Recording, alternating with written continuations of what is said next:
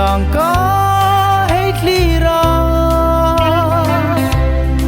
an lang iro may zingkara lai tu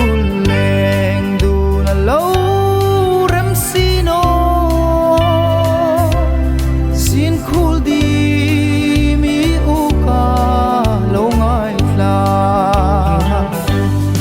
o voi khat bek tung ni sin la kang ai darang ei leng lai ni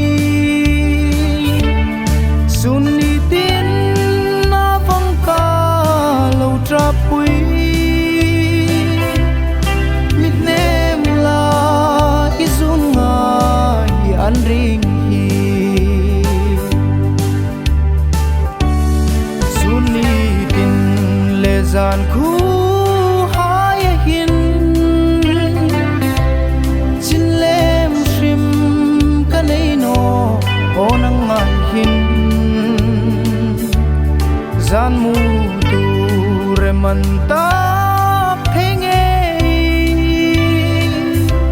sin khul di mi u ka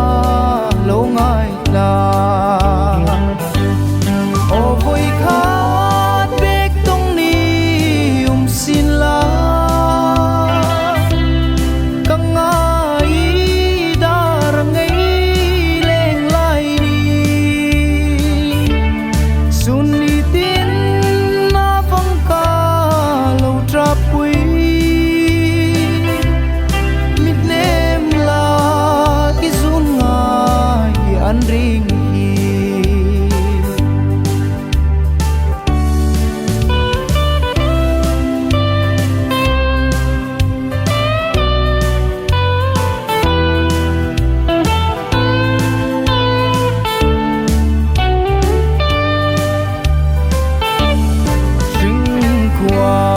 sa mang in